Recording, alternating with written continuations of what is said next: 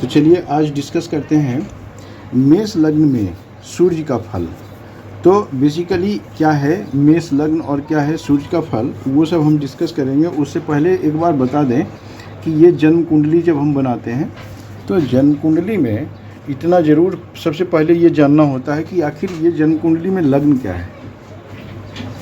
तो लग्न जानने के लिए सबसे पहली बात ये होता है, आइडेंटिफाई करना होता है कि ये बीच वाला ग्रह ये लग्न कहलाता है ना, ये लग्न है। और लग्न में अगर एक नंबर है तो ये मेष हुआ, मतलब राशियों का पहला नाम मेष से शुरू होता है।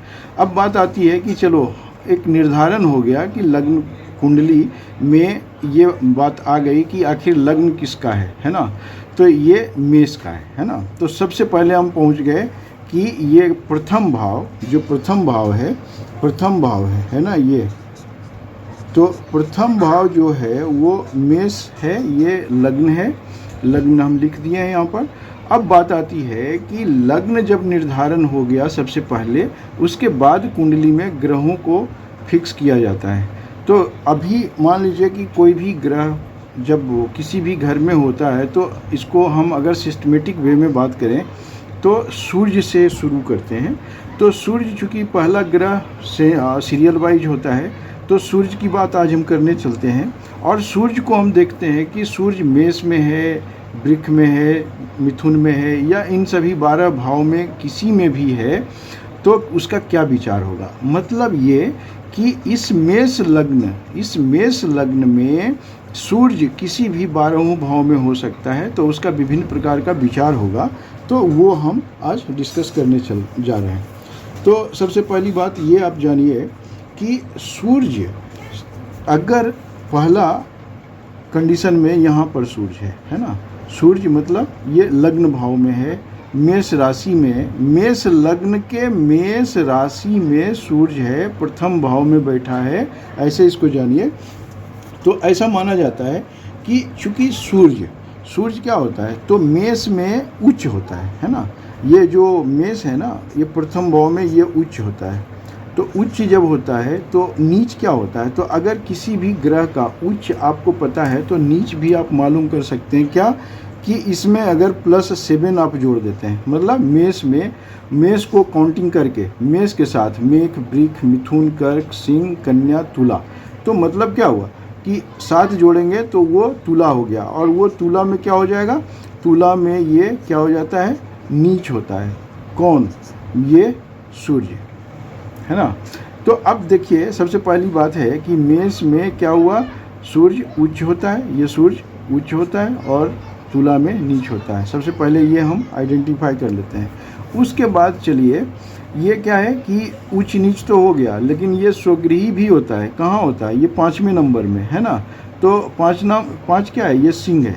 तो ये इसमें क्या होगा, ये क्या होता है, स्वगृही होता है। ठीक है जी। तो 3 कंडीशन आपको पता हो गया। तो अब सबसे पहली बात है कि इन तीनों का कंडीशन जो मिलता जुलता होगा इसमें, तो उसमें प्लस पॉइंट होगा, लेकिन ये नीच वाला में निगेटिव पॉइंट देगा, है ना। उसी तरह से शत्रु के घर में बैठा होगा तो भी निगेटिव देगा, और अगर मित्र के घर में है तो प्लस पॉइंट देगा। सो ओवरऑल ये विचार होता है। लेकिन उसके बाद भी अब हम बात करते हैं कि ठीक है, ये सब सारी बातें तो हो गई, लेकिन जिस जातक का जन्म मेष लग्न में हुआ, मतलब मेष लग्न में हुआ, और जन्म कुंडली में मतलब प्रथम भाव में ही सूर्य की स्थिति है, मतलब सूर्य स्थित है, तो क्या होगा कि वैसे सूर्य का फलादेश जो हम बताने जा रहे हैं सो आप देखिए। तो सूर्य शरीर में उच्च का होकर है, ये चूँकि क्या है, ये मेष में उच्च होता है, कौन, सूर्य। तो अगर ये शरीर, और ये भाव क्या है, तो तनु भाव बोलते हैं इसको, शरीर का भाव बोलते हैं, है ना। तो अब ऐसे समझ लीजिए कि यहाँ पर सभी तरह से विभिन्न प्रकार का हम डिस्कशन करने जा रहे हैं कि सूर्य शरीर स्थान में उच्च का होकर अपने मित्र की राशि, अब ये एक नंबर क्या होता है, मित्र स्वगृही होता है इसमें, है ना। तो मित्र की राशि पर अगर बैठा होता है तो इसके प्रभाव से जातक क्या होता है कि स्वस्थ होगा, स्वस्थ शरीर वाला होगा, क्योंकि मंगल भी इसका है ना स्वामी होता है। तो और मध्य कद वाला होता है, बाकी वो स्वाभिमानी भी होगा, तेजस्वी होगा, या डिफरेंट टाइप का और भी विद्वता से वाणी से रिलेटेड प्रभावशाली होगा। और जिसे दूसरे लोग भी बड़े ध्यान से आदर के साथ सुना करेंगे, है ना, इस तरह का इसको माना जाता है। लेकिन वही अगर आप देखें तो यहाँ पर सूर्य है और ये इसका जो सप्तम दृष्टि है, वो सप्तम दृष्टि क्या है, सप्तम दृष्टि यहाँ है। मतलब सातवां दृष्टि ये जब यहाँ पर देखेगा तो क्या होता है कि ये स्त्री का भाव होता है, सप्तम भाव। चूँकि पूर्ण दृष्टि से देख रहा है सूर्य, तो स्त्री का भी भाव होता है, व्यवसाय का भी भाव होता है, स्वास्थ्य या झगड़े वगैरह का घर जो है वो सप्तम भाव होता है। और उस पर अगर सूर्य की नीच दृष्टि होता है, मतलब हम जैसे बात कर रहे हैं ना कि तुला में क्या होता है, नीच, ऐसे भी होता है नीच, तो नीच की दृष्टि पड़ रही है, इसलिए जातक का दाम्पत्य सुख में कुछ कमी और क्लेश की प्राप्ति हो सकती है ना, क्योंकि ऐसा कंडीशन है।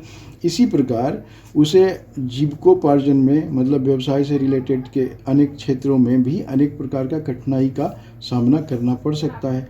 तो लेकिन अगर यही सूर्य दूसरे भाव में है, कौन सा भाव में, ये दूसरा भाव में है, तो क्या होगा कि सूर्य धन, दूसरा क्या है, तो ये धन स्थान होता है ना, दूसरा भाव धन स्थान होता है। तो सूर्य धन स्थान में अपने शत्रु शुक्र की राशि पर बैठा है ना। तो ये वाला जो होता है, मेघ के बाद वृक्ष में, है ना, तो मंगल के बाद ये शुक्र हो जाता है, इसका स्वगृह, मतलब इसका स्वराशि, है ना। तो क्या होगा कि सूर्य धन स्थान में अपने शत्रु शुक्र की राशि पर बैठा है, अतः इसके प्रभाव से जातक को आर्थिक मामलों में कठिनाइयों का सामना करना पड़ सकता है। द्वितीय भाव कुटुंब का भी होता है, रत्न, बंधन इत्यादि का भी होता है। इसलिए इस भाव में शत्रु क्षेत्री सूर्य की स्थिति के कारण जातक के संतान पक्ष में बाधाएं आने का संभावना हो सकता है और विद्याध्ययन में भी कमी बन सकती है।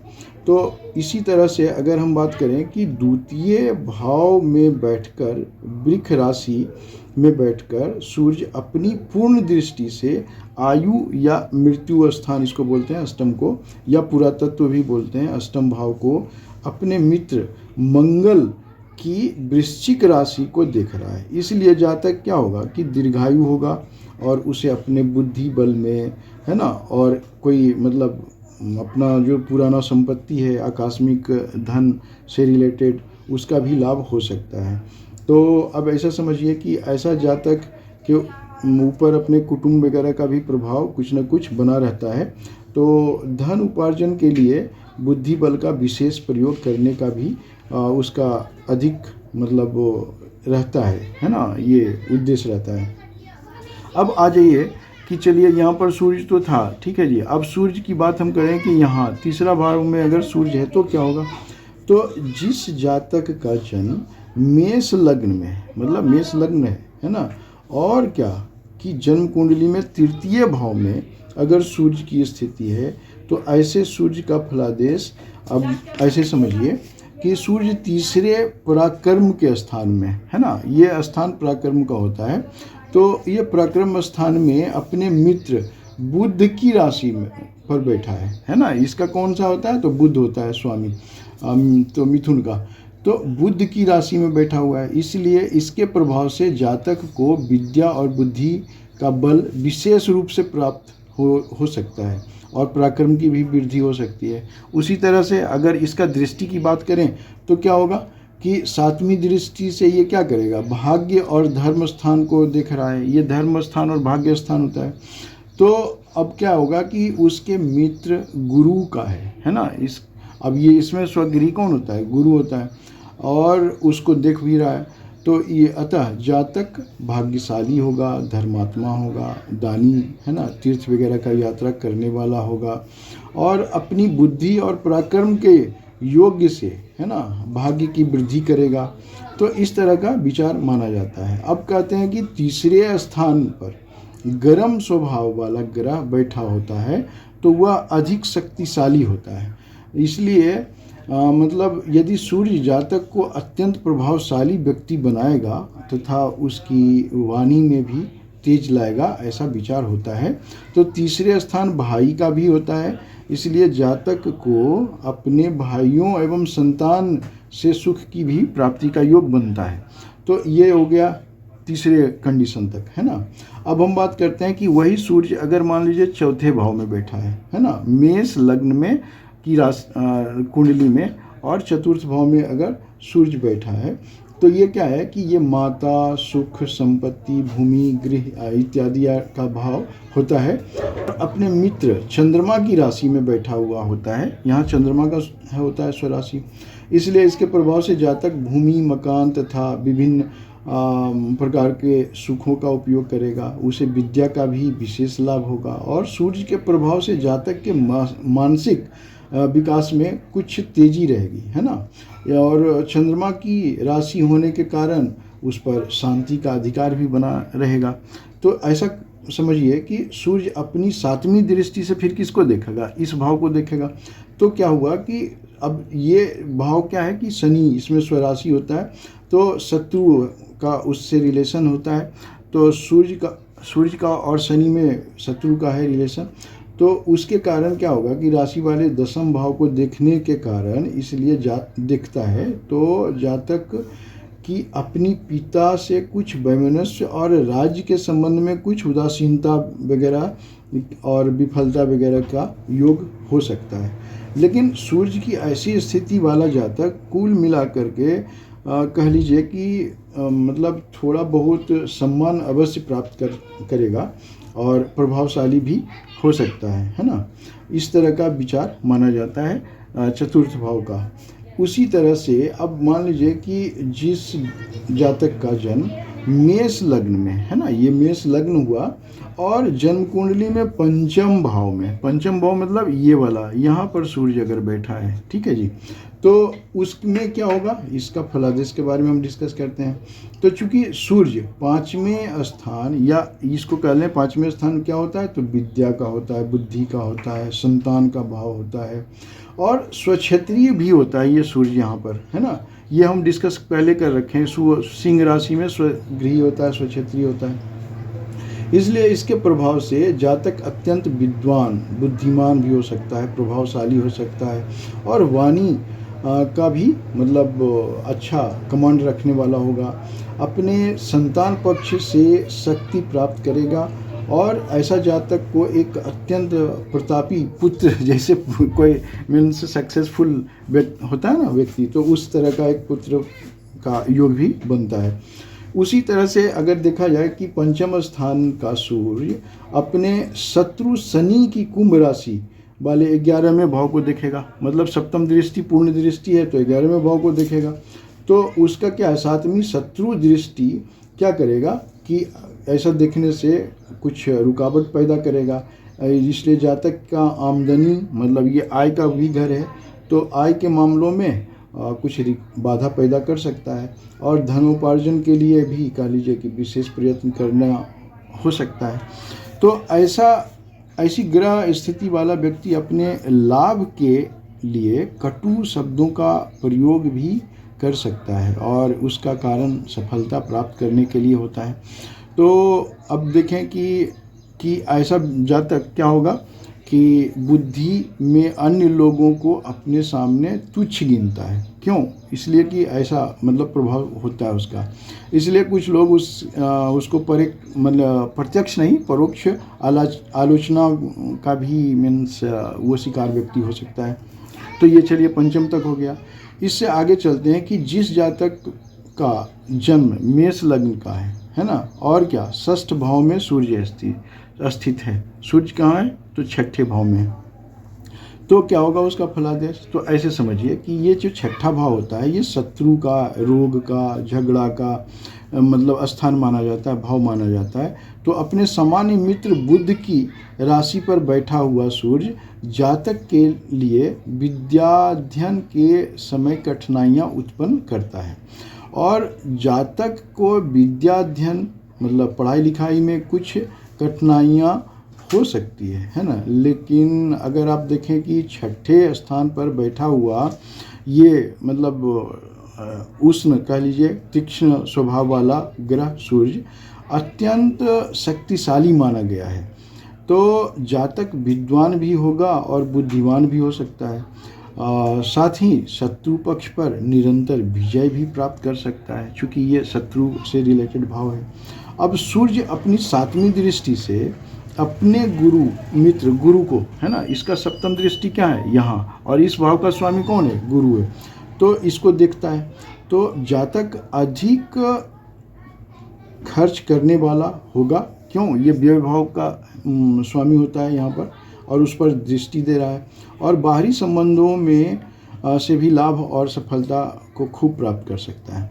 तो अब कह लीजिए कि उसे स्वदेश के अपेक्षा बाहरी स्थानों में अधिक सम्मान प्राप्त होता है, और ऐसा इसलिए कि इस सूर्य के प्रभाव से संतान पक्ष के प्रति मन में कुछ चिंता वगैरह, परेशानी वगैरह अवश्य हो सकता है। अब ये बात हो गई छठे भाव की। अब सप्तम भाव की बात करते हैं। सप्तम, चूँकि आप जानते हैं स्त्री का, स्वास्थ्य का, व्यवसाय का ये स्थान माना जाता है, और सूर्य तुला राशि पर नीच का होकर अपने शत्रु की राशि में बैठा होता है। ये आप समझ गए कि यहाँ पर एक तो नीच भी है, और ये क्या है, ये शत्रु की राशि में बैठा हुआ है। शत्रु इसका कौन था, शुक्र था, है ना। तो अब इसलिए क्या होगा कि इसके प्रभाव से जातक का स्वास्थ्य कुछ दुर्बल, है ना, होगा, और स्त्री के संबंध में भी कुछ ना कुछ परेशानी बन सकती है।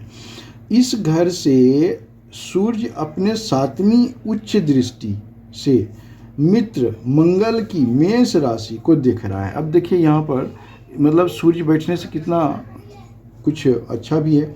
इसलिए जातक का शरीर कुछ लंबे कद का होगा, उसके हृदय में स्वाभिमान की मात्रा अधिक रहेगी, और युक्ति बल और बुद्धि बल, है ना, द्वारा वो सम्मान और प्रभाव भी प्राप्त कर सकता है। अब सूर्य की इस स्थिति के कारण संतान पक्ष कमजोर बना रह सकता है, और स्त्री का सुख भी अच्छा प्राप्त नहीं होगा। जीवन यापन के मार्ग में निरंतर कठिनाइयाँ आ सकती है, विद्या क्षेत्र में भी कुछ कमजोरी हो सकता है। इस तरह से सूर्य का इस तरह का विचार होता है सप्तम भाव में। लेकिन अगर मान लीजिए इससे आगे हम बात करें कि जिस जातक का जन्म मेष लग्न में, मेष लग्न है इस कुंडली का, और क्या जन्म कुंडली के अष्टम भाव में अगर सूर्य है, ठीक है जी, तो क्या होगा कि इसका विचार क्या हम करेंगे वो अब देखिए। तो अष्टम स्थान आप जैसा कि जानते हैं ये क्या होता है, मृत्यु का, आयु का, व्याधि का, चिंता और पुरातत्व, मतलब जमीन जायदाद से रिलेटेड ये घर माना जाता है। और ये अपने मित्र मंगल की वृश्चिक राशि पर, है ना, मंगल की वृश्चिक राशि पर बैठा होता है सूर्य, यहाँ पर अष्टम में वृश्चिक है। और तो क्या होगा कि सूर्य जातक को विद्या धन में कठिनाई और संतान पक्ष की ओर से कष्ट का अनुभव करने वाला माना जाता है। इसके प्रभाव से आयु में वृद्धि होगी, है ना, आयु में वृद्धि होगी, और पुरातत्व के संबंध में भी लाभ प्राप्त होगा। जिस जातक का जन्म मेष लग्न में हुआ और नवम भाव में सूर्य बैठा है, तो क्या होगा कि नवम भाव क्या होता है, तो नवम भाव ये धर्म का होता है, ठीक है जी, विद्या के घर भी माना जाता है। और त्रिकोण स्थान में सूर्य अपने मित्र गुरु की धनु राशि पर अगर बैठा हुआ होता है, तो इसके प्रभाव से जातक को श्रेष्ठ बुद्धि, विद्या, है ना, और धर्मशास्त्र का ज्ञाता और ईश्वर भक्ति, भाग्यशाली होता है, यशस्वी होता है, दयालु होता है ना, तीर्थ यात्रा करने वाला, दानी होता है, मतलब धर्मात्मा किस्म का होता है अगर यहाँ पर सूर्य बैठा है तो, ठीक है जी।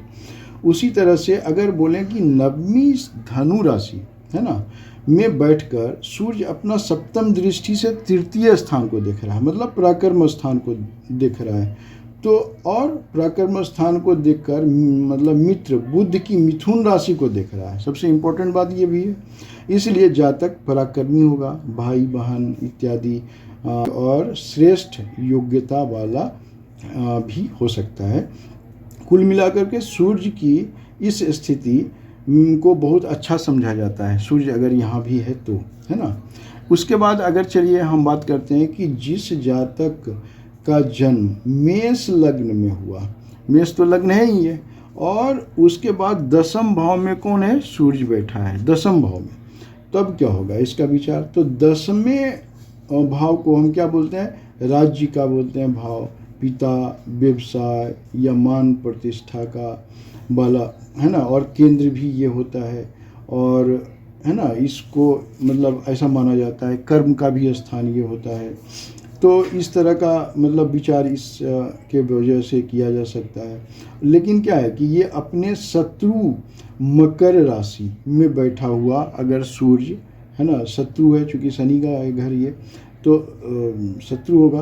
तो अगर इस तरह से बैठा है तो सूर्य के प्रभाव से जातक को अपने पिता या व्यवसाय या नौकरी या मान प्रतिष्ठा के क्षेत्र में कुछ त्रुटि का सामना करना पड़ सकता है। इसलिए जातक विदेशी भाषा और राजभाषा का अच्छा जानकार हो सकता है ऐसे कंडीशन में। अब ऐसी ग्रह स्थिति वाला जातक क्रोधी भी हो सकता है, अहंकारी भी हो सकता है। और मकर राशि में चूँकि सूर्य अपना 7वीं पूर्ण दृष्टि से माता या सुख भूमि के चौथे स्थान, मतलब सप्तम दृष्टि से चौथे स्थान को भी देख रहा है ना। तो ऐसे कंडीशन में ये जो घर है ये कर्क राशि का है और यहाँ चंद्रमा स्वगृही होता है। तो क्या होगा कि जातक को भूमि, मकान तथा, है ना, माता का सुख अच्छा प्राप्त होता है और अपने बुद्धि बल द्वारा कोई राजकीय क्षेत्र का, व्यावसायिक क्षेत्र में भी सफलता प्राप्त कर सकता है। तो ये हो गया दसम भाव का सूर्य। उसी तरह से अगर मान लीजिए कि मेष लग्न में 11वें भाव का सूर्य है, सूर्य मान लीजिए यहाँ बैठा है, तब क्या होगा इसका विचार। तो 11वें भाव लाभ का होता है, ऐश्वर्य का भी होता है, संपत्ति का भी होता है, आमदनी का मतलब आय का स्थान होता है।